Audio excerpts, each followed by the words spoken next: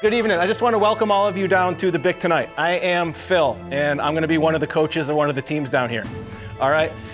This season, all right, we're going to be competing in the Berkshire Robotics Challenge. Building these Lego models, coding robots to perform certain tasks, and then competing in a competition at Wacona in the middle of March. So the first thing that we're going to be doing is opening our box of mission models. Now these mission models are game pieces from Lego that they send to us, and we build them and position them in different places along the game board. We can either custom build a robot based on our own designs and our own models, or you can find different models on the web and take those, use them how you want to, and kind of invent different attachments for them and use them to however you see fit.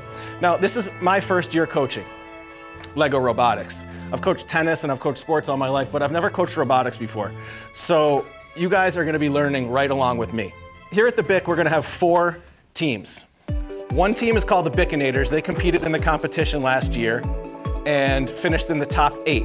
Our goal for these teams this year is to also try to finish in that top 8. Now, I think it's kind of an ambitious goal, but I think it can be done.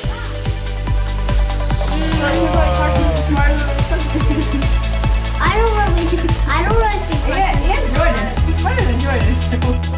it. So Tim, you're a robotics kid.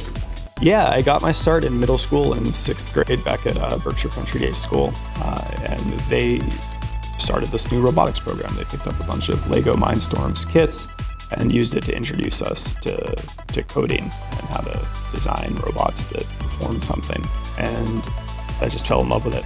Every time you get in your car and adjust the seats or the mirrors, you know, those are sensors and actuators. Your car is effectively a robot. And we interact with these robots throughout our day. So having context of how these things actually work behind the scenes, how they're programmed, is helpful just for people understanding their world and their surroundings. You know, even for those who don't go on to a career that directly relates to this, it's really valuable knowledge for them to have in their lives. And to think that in the Berkshires, thousands of students are able to design and program a robot is a really powerful thing. Okay, any other questions? Yeah. Are we gonna have team names? Yeah, each team will have its own name. Each team will be on 6 or 8 people. That I know for a fact. All right. Yeah, last one, and then we gotta get moving. Oh, please be Dozer bots, please. Be the what? Dozer bots! Dozer bots! Dozer bots! I suppose if you guys want to name your team Dozer bots, I'm fine with that as well.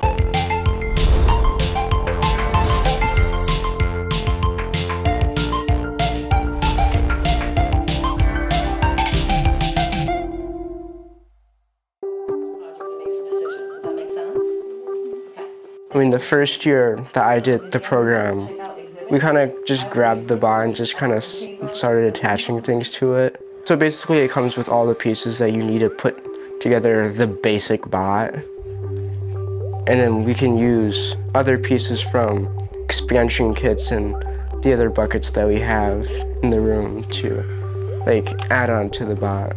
It took us a little bit to get to the point where we're at now. Our bot went through a lot of design changes and things to improve on kind of the way that it looks and how it functions. I'm Paula Duan. I'm a 5th grade teacher, and I've been running the robotics team for over a decade. Lee Robo Wildcats is a team that started out as an all-girls team, and we ended up with 2 teams, a girls and a boys, and it morphed into a team of both male and female participants. Each year, our team picked its own name in the beginning, and as we continued to have the team each year, we decided it wasn't probably a good thing to have a different name every year. We wanted Lee Elementary and Lee Middle School to get recognized as the school it came from, and the children that one particular year actually made the name up, thinking about the fact that we're robotics and Lee is Wildcats. We have been fortunate in the last few years to make it to the grade 8, and then that's as far as we've gotten. Hi, my name is Parker, and I'm in 5th grade at Lee Elementary School. So it's a kit. We use the materials in the kit, but we don't use the directions. So we make everything we want, from the kit, but not with the directions, and then we try them and test them, and we can fix them how we want them. So we learned how to like use fewer pieces to make the same thing, just program better. My hope is to get in the top few, and I don't necessarily need to win, but I want to compete. This is my first year being a junior coach, but I did the robotics team when I was in 5th and 6th grade. And I wanted to help out this year because I felt that it might be easier for kids to kind of talk to someone who was a little younger, and kind of wanted to come back and see what it was like now and kind of be on the other side. Having an after-school activity that's very STEM-based helps a lot of kids really get into science. And I think everyone feels good about what they've done when they go home, whether or not they've won or if they got an award. And I think it's just the whole process of doing everything and programming everything. It's just a really good time. It's important for kids to have an outlet where they can work together, learn how to collaborate, communicate, build as a team. So it's really important that they're getting this outside of school where they get to actually think, and we do research because there's always a project involved. When they're building their bots, they all compete. Well, in our team, we have them competing to build the bots, and then they have to share how they built it, why they built it that way, and then they actually vote on which bot should be the one they end up with. It's just a wonderful way for a group of children to learn, we call it gracious professionalism, how to compete and still root for your team member, even though you're competing against them. I need you to look at your program and make sure that the first thing that comes up on the screen is something that happens. Hi, my name is Akua. I go to County Community School, and this is my second year in the robotics program. I find the most fun is when I get to program with my friends, and it takes a lot of teamwork because we have to communicate with each other. And it's also kind of fun because you get to go up against other schools and see if you can win or not. Hi, my name is Jace, and I'm a part of robotics at County Community School. We program on tablets, and when we do it, they're like colorful blocks. And sometimes you have to guess how far, and we make a lot of mistakes, but it always ends up good after the ending. One thing I like about my robot this year is that it's really colorful, and the reason why I keep coming back to this is because you learn angles and stuff, and centimeters, inches, rotations. You learn a lot about mechanical stuff. I think it's something I want to do when I'm older. So this is my robot that I'm working on with 2 other kids in the program, and what makes it really unique is that while we designed our attachments to be the same, because we only have 2 minutes just to get the robot everywhere we need. For this year, we chose Mission 14, and if you don't know what Mission 14 is where you have to take the orange men to their designated spots. The really annoying part is that you have to go forward and go backward. So you have to take it to one spot and then come back to get the other orange men to take them to the other spot. When we were programming, as we were looking at other people's missions, how they got to different places, if they got to the same place we'd realize oh, we didn't have to have so many movements. We could just have one movement and then repeat it the same way. My name is Steve Capeless. I was a science specialist here at Conti. Now I'm currently the coach for the robotics team. I've been doing this 20 years. The program for the kids generates a lot of enthusiasm, and they also have to learn things in order. They're not taught logic in class or anything like that, and that really helps them once they learn that if you do things one step at a time, you'll accomplish what you need to accomplish. As far as this competition goes, it's difficult because they have to put together a software and the mechanics for building the robot. What they do is they put 2 teams and 2 teams on 2 tables, okay? Those 2 teams are not really competing against each other. They're all 4 of them are competing. They run the robots for 2 minutes, and then that's it. And they get points for how many missions they actually complete. They go 3 times, and they pick the top 2 point gathering that they got. So you can be really lousy in one and still do well. So they use those for splitting it down to the top 16, top 8, top 4, top 2. Last year, I did a lot of learning since it was my first year. So one of the examples of one thing that I learned how to program with my robot that I did this year would be making the program a little bit simpler than using a bunch of programs that make it confusing. And I hope we don't have any malfunctions on the competition day. If it would work and we would also win, that'd be very nice. Last year we got close, but it didn't happen, but I was still glad that all our programs worked.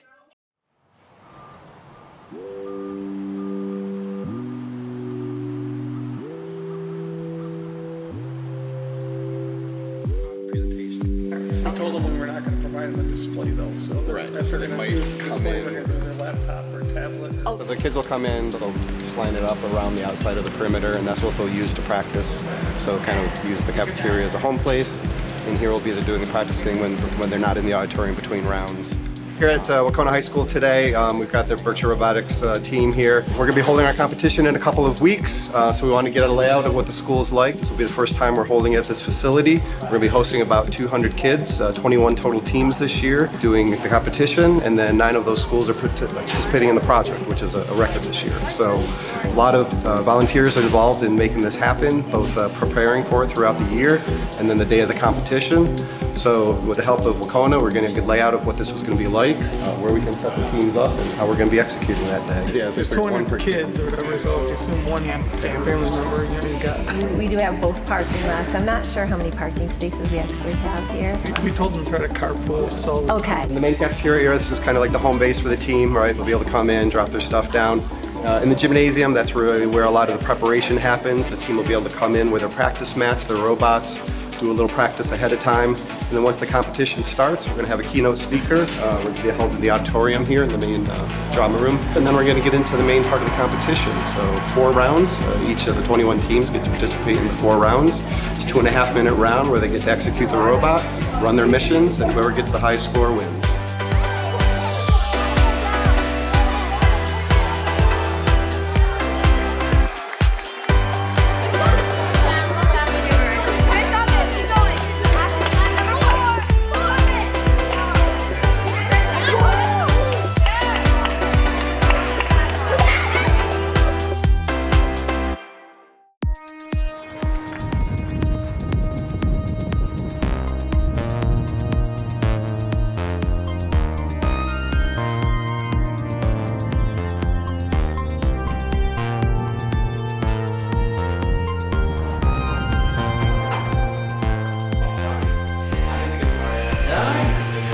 That's 3D printed?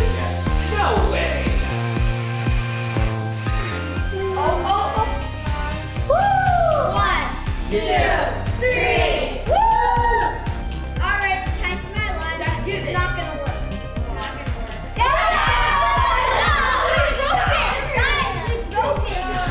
My name's Derek Parker, and I teach 3D fabrication. And this is my son, Flint.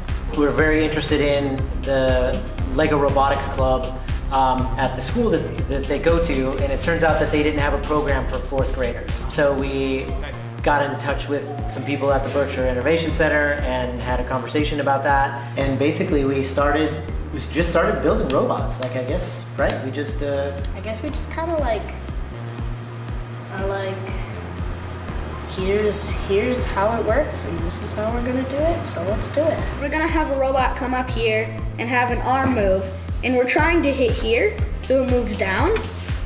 But the one problem is, it keeps coming here and keeps pushing him, and he keeps falling off. And the thing is, in the competition, if we break him in the competition, we don't get the points from this mission. So we actually need to figure out how to hit here, or just somewhere that's not hitting him and breaking. So this is the build of the guild, because we're the guild and this is the build, and it's like a very great robot, but over these weeks we've been having many few incidents, like how many rotations aren't really working. Yeah. But I mean, this has got us really far, so I really think this is a very great piece of work. I'm hopeful that everybody's gonna have a really good time at the at the tournament, Which is this Saturday. which is coming up soon. So today basically was our last day. We reserved a little bit of time for maybe some last minute tweaks to the programs, but basically we wanted everybody to run through it to get comfortable standing up at the table. This is gonna be their first time, so nobody knows what to expect. So we're gonna all go there, and I think there's gonna be some nerves and some excitement, and so we just want everybody to be calm, stand at the table, select the right program and push play, and then cross your fingers. And there's the sound section which has like This one was all the way up here, and this one was down here, and this one. Push your kids. And Yeah. don't be the spring. 3. Go on, go.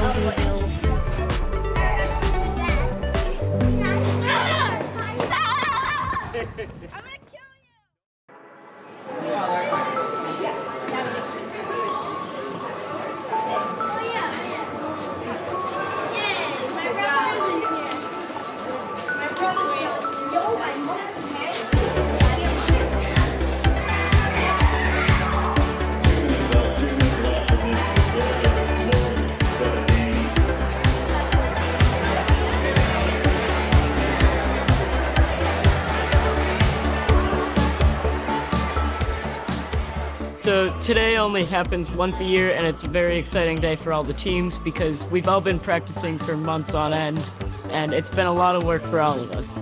Go Buccaneers! Since we got here, we've been checking our programs to see if it's all right.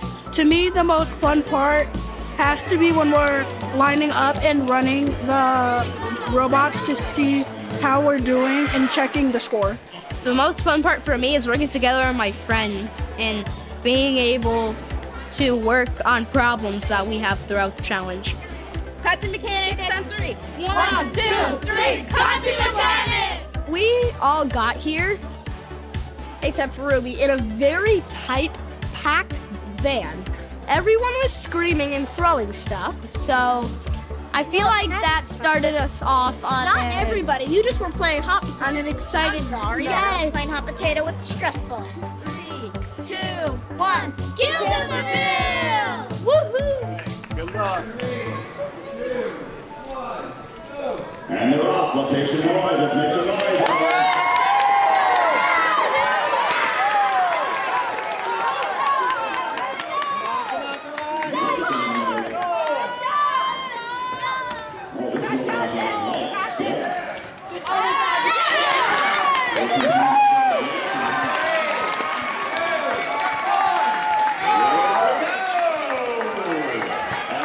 The first 2.5 minutes is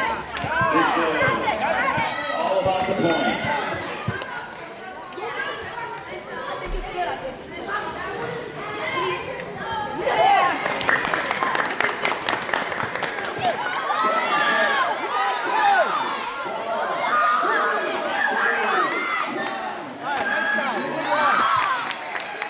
I'm going to start cycling. Not moving. Pizza's not good enough. Half a minute left. Half a minute left in this final round for all 4 teams before the Big 8 is chosen.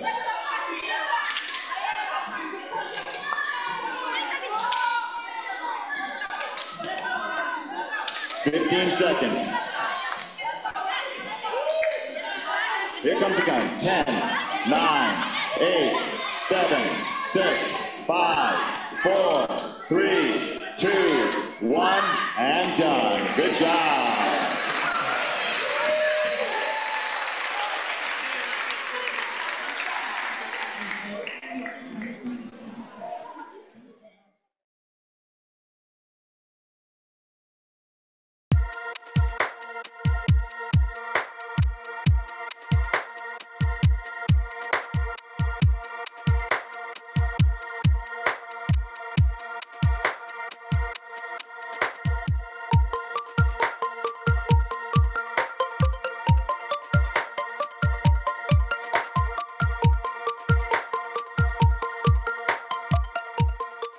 had pretty good rounds. First and third were our most proud rounds. Second round was pretty good, but we messed up on a few missions. But we're still pretty good. We have a good score. I think every team is trying their best, and they all should be very proud of what they've achieved. And they're all improving every round. Tommy is really good with the robot. He knows where it's supposed to be, how it's supposed to be maneuvered, and what programs go where, and how time management. And Jesse, he's really good. He helped to make all the masks so we can wear masks for team spirit. And we hope to aim to get to the semifinals.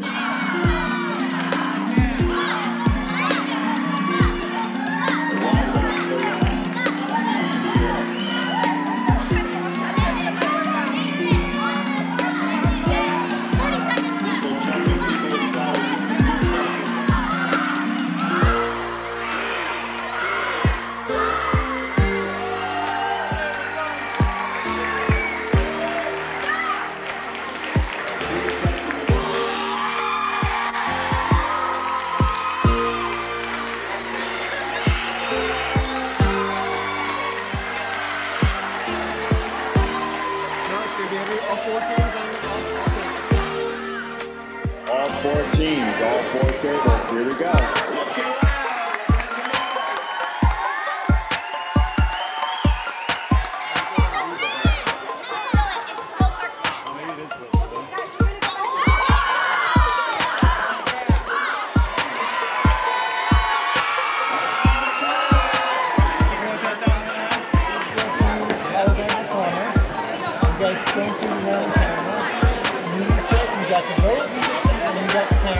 Dozer Bots with a score of 260. It's Lanesboro Wyverns. And Lanesboro Wyverns, last year's number 2. Here they come.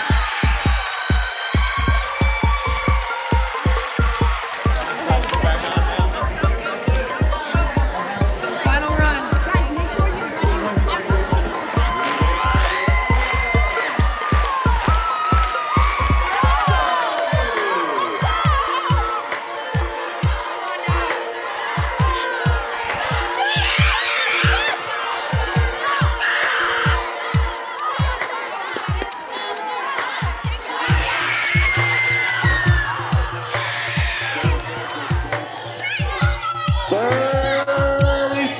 30 seconds left. 40 seconds left.